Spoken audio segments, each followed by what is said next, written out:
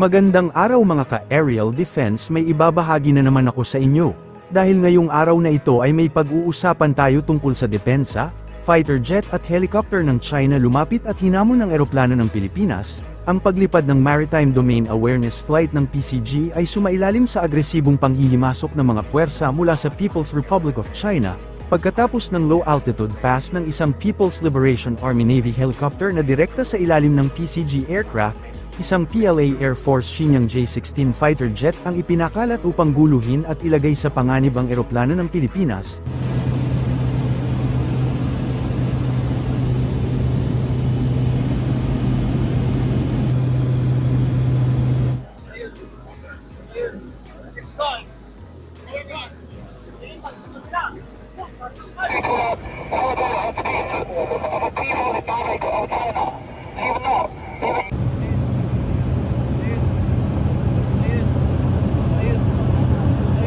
Malapit to.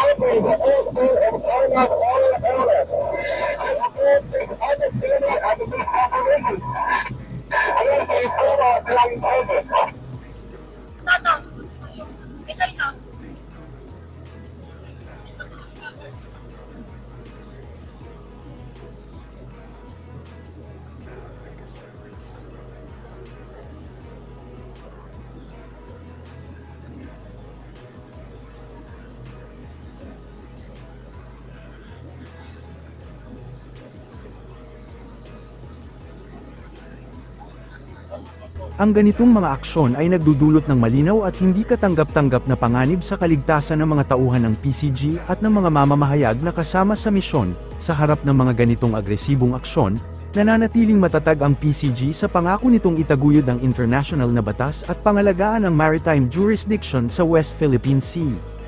Nadiskubre ngayon ng Philippine Coast Guard ang pangalawang dilaw na floating buoy na inilagay sa hilagang dulo ng Baho de Masinloc Shoal. Sa regular na Maritime Domain Awareness Flight na isinagawa, ito ay kasunod ng monitoring sa isang inisyal na buoy na inilagay sa gitna ng shoal kahapon, na nag-highlight sa mga nagaganap na aktibidad sa lugar. Bukod dito, nakuha ng PCG ang mga tiyak na coordinate ng isang iniulat na istruktura na naobserbahan sa mga operasyon kahapon. Ang mga coordinate na ito ay nagbigay daan sa isang masusing pagsusuri ng makasaysayang satellite imagery, na nagpapatunay sa pagkakaroon ng mga structural debris na nagsimula noong hindi bababa sa 2 taon, binibigyang diin ng pag-verify na ito na ang mga istruktura ay matagal na at hindi nagpapahiwatig ng kamakailang konstruksyon. Cannot tell, no, whether it's the Chinese or the US or the Philippines ang naglagay na itong mga debris na to sa Baho de Masinloc.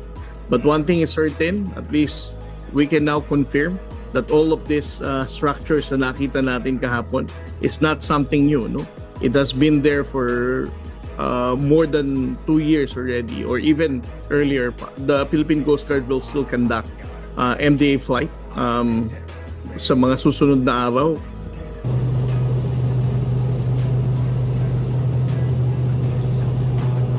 Ito nyo, ayan o, dalawang tuldok. Ayan sa kaliwa.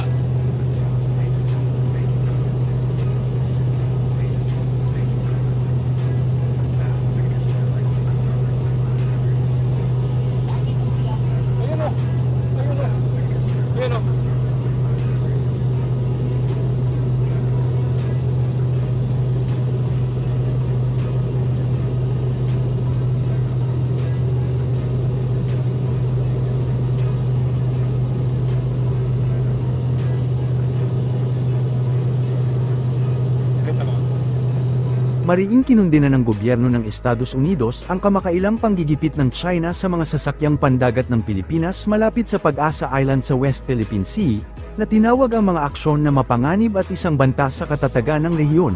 Sa isang pahayag na inilabas noong Martes, muling pinagtibay ni US State Department Principal Deputy Spokesperson Thomas Pigott ang pangako ng Washington sa 1951 Mutual Defense Treaty, na binibigyang diin na ang saklaw nito ay umaabot sa mga armadong pag-atake sa mga pampublikong sasakyang pandagat ng Pilipinas, kabilang ang sa Coast Guard, saan man sa South China Sea.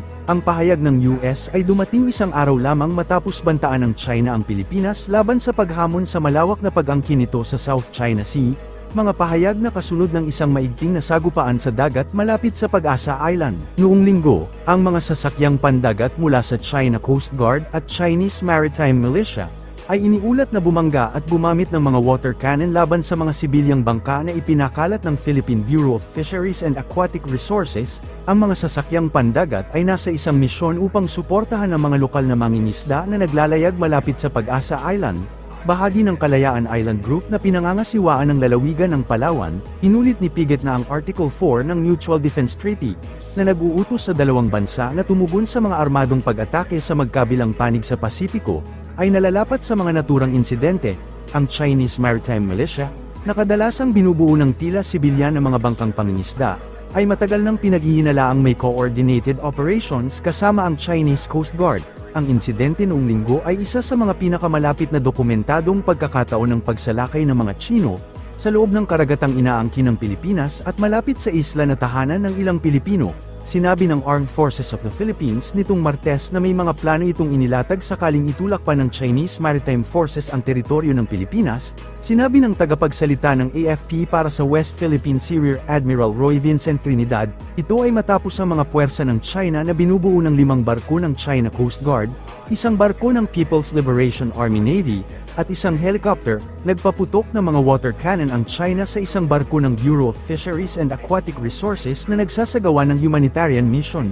Inilarawan ni Trinidad ang pagkilos ng CCG bilang hindi katanggap-tanggap. Para sa mas madaming update tungkol sa ating depensa, paki-follow at like muna ng aming page na nasa description na ang link. Huwag mo na rin kalimutan mag-like, share and subscribe. Pindutin mo na rin ang bell para updated kayo sa aking mga bagong video. Maraming salamat po.